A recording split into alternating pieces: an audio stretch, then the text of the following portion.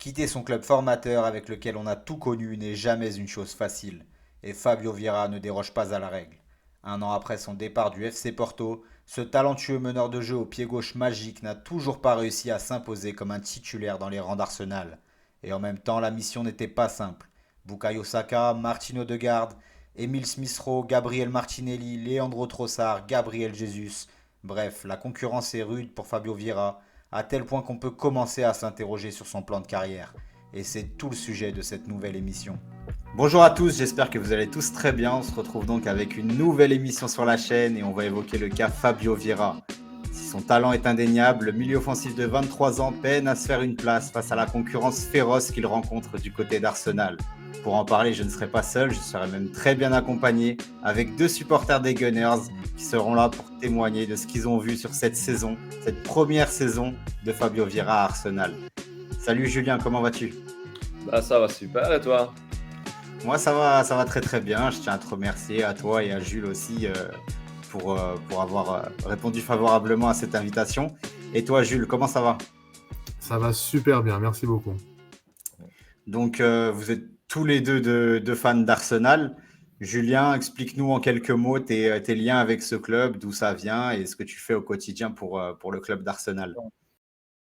Tout d'abord, je voulais te remercier de nous avoir invités parce que honnêtement, j'étais un peu surpris quand j'ai ouvert mes DM, mais c'est un grand plaisir et j'espère que tu regretteras pas ton invitation. Maintenant, pour répondre directement à ta question, moi et Arsenal, c'est une très très longue histoire d'amour.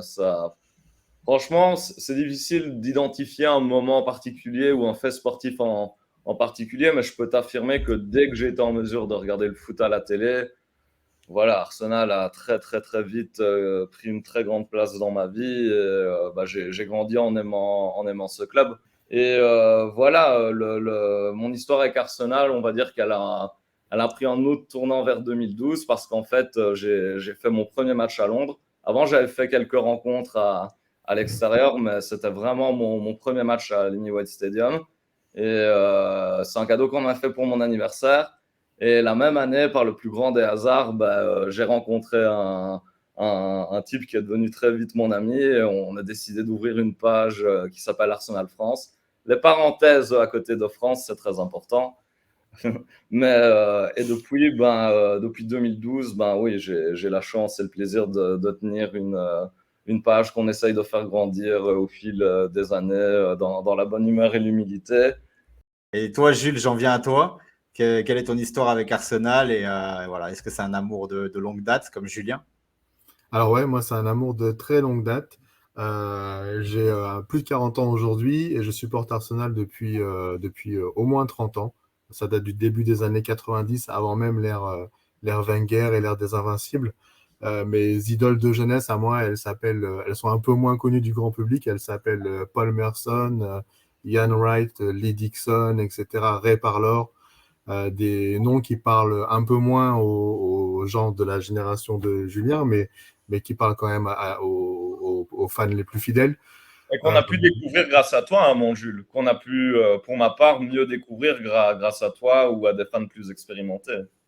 Tant mieux, j'espère, franchement, parce que c'est une période d'Arsenal qui m'a aussi marqué. C'est celle qui m'a marqué, moi en particulier. Mon premier voyage en Angleterre, il date de 93, et je suis tombé immédiatement amoureux de ce club. Eh ben super. Bon, bah, on va en venir à une période beaucoup plus récente, celle de, du coup, l'été 2022, avec le transfert de celui qui nous intéresse aujourd'hui, Fabio Vieira. Donc, pour recontextualiser, Fabio Vieira, c'est un joueur qui est formé au FC Porto, qui a débuté sa carrière professionnelle au FC Porto et qui est parti, selon beaucoup de personnes, un peu tôt du côté d'Arsenal. Au moment où il part du FC Porto, donc à l'été 2022, il n'est pas encore titulaire indiscutable du FC Porto. Et beaucoup de personnes ont alors pensé que la marche était un peu haute pour lui et que c'était un petit peu tôt pour rejoindre un club de cette dimension. Vous, un an plus tard, qu'est-ce que vous en pensez? Julien, toi, qu'est-ce que tu en penses un an plus tard, avec un an de recul? Qu'est-ce que tu penses de ce transfert de Fabio Vieira? Alors, très honnêtement, je vais te donner une réponse très franche. Dans un premier temps, quand le joueur est arrivé, je me dis, il faut attendre de voir. Tu peux pas juger un produit tant que tu ne l'as pas vu à l'œuvre. Mais il est clair que déjà à l'époque, j'avais des potes portugais qui m'avaient un petit peu mis en garde là-dessus en me disant qu'en effet, peut-être qu'il quittait Porto un petit peu tôt, peut-être que ça a été un petit peu trop rapide et peut-être qu'il aurait dû attendre d'acquérir un rôle plus important au FC Porto. Maintenant, ça m'avait tout l'air d'être quand même un joueur qui avait fait de très belles choses en équipe de jeunes, notamment en sélection nationale où il s'était très brillamment illustré. Mais quand on me présente le garçon, ben, il joue quand même dans le même registre d'un joueur qu'on aime beaucoup avec mon bon Jules Gunnar, c'est Martin Odegaard. Et honnêtement, pour être très honnête avec toi, quand il est arrivé, non, je ne pensais pas que ce serait quelqu'un qui serait capable de mettre notre capitaine sur le banc. Et la remarque vaut aussi sur les postes plus excentrés parce qu'il est capable de jouer aussi à droite. Je le voyais mal mettre Bukayo Saka sur le banc. Après, voilà, il fallait attendre de voir. Et après avoir vu la première saison, ouais, il y a des petits regrets. Et tu te demandes si c'était le meilleur moment pour lâcher, en fait. Je dis pas que c'était un mauvais choix de l'identifier comme un renfort, mais le timing, j'ai trouvé ça un peu délicat. Je vais laisser rapidement la parole à mon Jules, mais j'ai envie de faire un petit comparatif avec Albert Sambi Lokonga, qui lui arrive d'Anderlecht. Ben là, c'est un peu différent. Le gars, il s'est fait une place à Anderlecht. Il a déjà un petit vécu. Mais quand tu prends la Jupiler Pro League et la Première Ligue, il y a une nette différence, quoi. C'est un peu les mêmes difficultés qu'a rencontré Fabio Vieira pour moi. Et toi, Jules, est-ce que tu penses que c'était un peu trop tôt, avec un an de recul, avec une année d'expérience aujourd'hui en Première Ligue? Est-ce que maintenant tu penses que c'était un petit peu trop tôt pour faire venir Fabio Vieira? Moi, je trouve pas, honnêtement, Arsenal, c'est le type de club qui lui convenait assez relativement bien, je trouve. C'est un club qui laisse le temps, qui laisse la place aux jeunes et qui laisse quand même au moins une saison d'adaptation. Et je pense qu'il en avait vraiment besoin parce qu'effectivement, la marche est assez haute entre, sans vouloir dénigrer le foot portugais, mais entre le championnat portugais et la première ligue, effectivement, il y a quand même un gap qui est assez important. Et je trouve que le fait de débarquer en première ligue, c'était une bonne chose pour lui. Et le fait que ce soit à Arsenal, je pense que c'était encore mieux parce que c'est un club qui sortait d'une saison un peu mitigée avec une qualification en Europa alors qu'on visait plutôt la Champions. Mais quand même de l'ambition, un niveau de jeu et une construction, enfin une ambition de jeu en tout cas qui lui correspondait plutôt bien. Et malgré le fait qu'effectivement, il était un peu arrivé avec une grosse concurrence, Odegaard, Saka, Martinelli, etc., je trouve que c'était un choix qui lui correspondait plutôt pas mal. Donc, sans grande surprise, Fabio Vieira, ça n'a pas été le joueur le plus utilisé par Mikel Arteta cette saison. C'est un joueur qui a été titulaire à tous les matchs de l'Europa League, Ouais, mais qui n'a que 3 titularisations en Première Ligue. Julien, ça fait pas beaucoup, 3 titularisations en Première Ligue. C'est pour un joueur de 23 ans, on dit souvent que ce sont des joueurs qui ont besoin de jouer, besoin d'enchaîner les matchs. Est-ce que tu penses que ça ne peut pas freiner sa progression, le fait de jouer, entre guillemets, aussi peu? Ben, c'est difficile d'affirmer le contraire. Bien sûr que ça freine la marge de progression de Fabio Vieira. Le seul point positif qu'on peut éventuellement en dire, c'est que c'est parler de la fameuse saison d'adaptation. Et un truc que je dis souvent pour défendre Fabio, c'est un élément qu'on ne prend pas en compte. Mais quand il arrive à Arsenal, il est blessé en fait. Donc ça fait qu'il n'a pas vraiment de préparation. Et donc quand tu changes de club, mais en plus de pays, en plus là on sait que le mec, il a toujours vécu là-bas, que c'était son club formateur de toujours. Voilà, ça aussi, au-delà du plan sportif, c'est un énorme changement. Et j'ose espérer qu'au cours de la deuxième année, si jamais il ne repart pas en prêt, peut-être que étant désormais mieux installé, il va avoir plus de facilité à nous exprimer son talent et son potentiel. Mais il est clair que quand on regarde cette saison, il n'a pas été beaucoup utilisé. Et un truc qui ne va pas non plus en sa faveur, c'est que les matchs où il a été titulaire, c'est en Europa League. Et qu'est-ce qu'on retient en Europa League? Vous en avez beaucoup entendu parler au Portugal, la fameuse double confrontation contre nos amis du Sporting. Bah, Fabio Vieira joue une grande partie de ces deux rencontres et Julien en conviendra avec moi. Ça fait vraiment partie des exemples de matchs où on estime qu'il n'a vraiment pas été à la hauteur. À la hauteur. Et toi, Jules, sur cette question, qu'est-ce que tu en penses? Est-ce que tu penses que entre guillemets, le faible temps de jeu qu'il a eu, ça a pu potentiellement freiner sa progression? Ouais, effectivement, je pense on peut pas le nier. Maintenant, je voudrais quand même lui donner un peu des circonstances atténuantes dans le sens où il arrive dans une équipe où les titulaires sont bien installés, ils sont en pleine progression aussi. Et c'est une saison assez spéciale avec cette Coupe du Monde au Qatar en plein milieu de la saison. Donc, c'est vraiment très difficile de faire du temps de jeu à ce moment-là. Donc, voilà. Effectivement, je pense que sa progression, elle n'était pas au top. Maintenant, une progression dans une carrière, on sait tous que c'est pas forcément linéaire. Des fois, c'est la progression un peu plus faible, un peu moins intense. Je pense honnêtement que, comme j'ai dit tout à l'heure, en première saison, il ne faut pas avoir de pression, il ne faut pas avoir d'objectif de temps de jeu. C'est juste une adaptation. Maintenant, effectivement, ça va être sur la prochaine saison où on va l'attendre un petit peu plus, on va lui donner un peu plus d'objectifs. Mais en tout cas, voilà, pour te répondre, il avait des circonstances, mais il a quand même progressé, je trouve. D'accord. Et justement, on en vient au terrain. Jules, qu'est-ce que tu as pensé plus précisément des performances, de ce que tu as vu de Fabio Vieira, des matchs qu'il a pu disputer, notamment en Ligue Europa? Qu'est-ce que tu en as pensé? Est-ce que tu as été plutôt satisfait ou un peu moins satisfait des performances? Tout d'abord, je vais confirmer un truc que Julien a dit et que je n'ai pas encore dit depuis le début de l'émission. C'est qu'en effet, sportivement, il a beaucoup progressé. Ça se voit et c'est incontestable. Et je pense que c'est quelqu'un aussi qui met de la bonne volonté.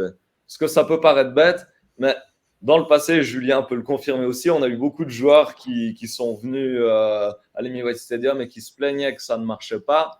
Mais est-ce que les concernés en question avaient la rigueur nécessaire pour réussir leur mission? Je ne crois pas. Maintenant, ici, Fabio Vieira, ça m'a l'air d'être quelqu'un de très professionnel qui s'est plutôt bien intégré dans l'équipe. Par exemple, Martinelli, je pense qu'il nommera Fabio Vieira comme parrain de son gosse. Il s'est déjà fait beaucoup d'amis dans le vestiaire.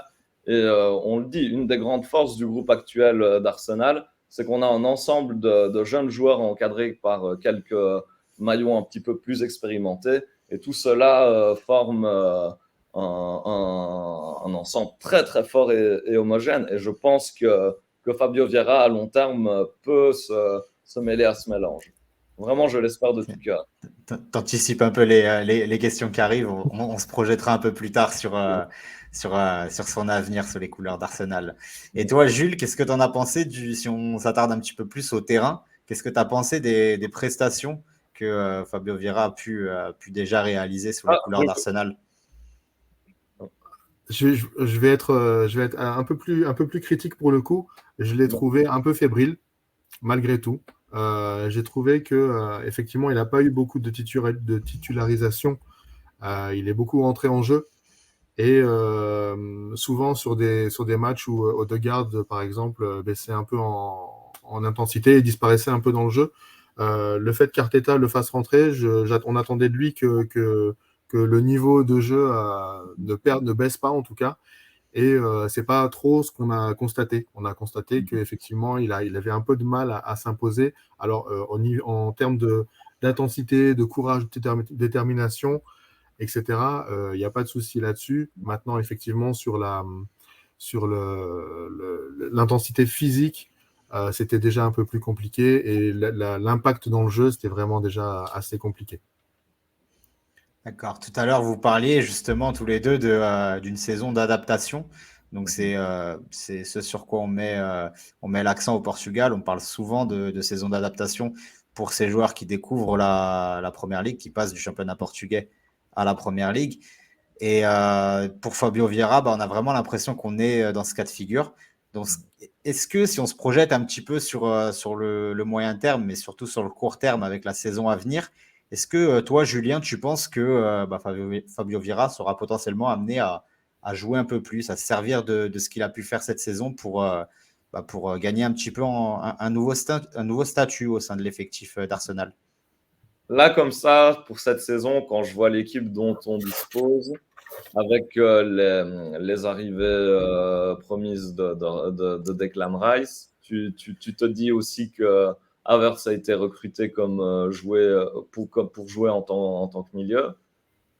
Tu sais que Martin Odegaard, quoi qu'il arrive, c'est ton chef d'orchestre. Donc, d'office, après, vu que Thomas Partey et Granit Xhaka sont 10 sur le départ, c'est dans les deux places en dessous qu'il y a un billet à prendre, quoi. Maintenant, est-ce qu'il est capable d'être titulaire? Moi, à l'heure actuelle, je ne crois pas. Honnêtement, je ne pense pas. Et en plus, Havertz, il arrive pour jouer en tant que milieu, quoi. Il ne vient pas comme attaquant ou comme ailier. Il vient exclusivement pour jouer en tant que milieu. Ça ressemble quand même beaucoup au registre dans lequel Mikel Arteta veut faire évoluer Fabio Vieira, à mon avis. Un des manquements que je trouve qui se manifeste encore chez Fabio Vieira, c'est l'impact physique. On voit qu'il a envie de mettre l'intensité, mais on voit que le défi physique en première ligue, il n'est pas encore totalement prêt. Maintenant, peut-être qu'après une bonne préparation estivale, ça va revenir. Mais comme Julien l'a dit, je l'ai vraiment trouvé très fébrile dans les matchs où on a eu l'occasion de le voir. Et là, pour le moment, non, il part pas titulaire. D'accord, d'accord. Mais justement, tu parlais de ce double pivot Xhaka Oui. Partey. Et c'est vrai que pour connaître le joueur qu'il est, les qualités qu'il a et aussi les lacunes qu'il a, notamment sur le plan physique, c'est beaucoup plus dans le registre d'Odegaard, un peu plus haut sur le terrain qu'on peut l'attendre. Donc c'est vrai que c'est Le pas problème, forcément compatible avec les forces en présence de voilà, l'effectif d'Arsenal. c'est terrible ce que je vais te dire, mais tu me reparles de notre capitaine. Et j'ai un souvenir qui me revient à l'esprit et j'en avais longuement parlé à mon Jules Gunner.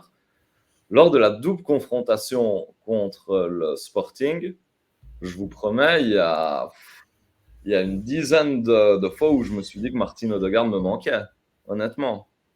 C'est vraiment le jour et la nuit. Maintenant, d'un autre côté, moi, je fais partie des gens qui adorent les progressions et surtout les progressions inattendues. C'est-à-dire que si je vois un joueur en difficulté qui va un peu galérer pour sa première saison, mais que les années qui s'en suivent, voilà, le potentiel est atteint et que ça commence à exploser, là, ça ne peut que me faire aimer encore plus le joueur en question, tu vois. Donc, j'ai encore de l'espoir pour Fabio.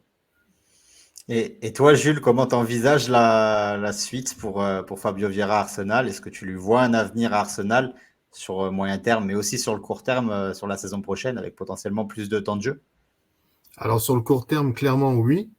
Je pense que la prochaine saison, il va être utilisé, il va devoir être utilisé parce que Arsenal va jouer sur deux tableaux importants, voire trois, entre le championnat, la Champions League et une coupe, la Cup par exemple, ou la Carabao Cup.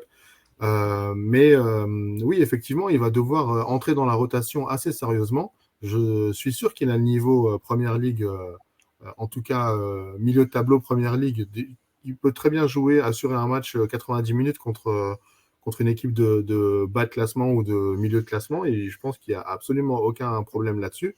Maintenant, effectivement, ça va être sa saison déterminante. La deuxième, c'est toujours la plus importante.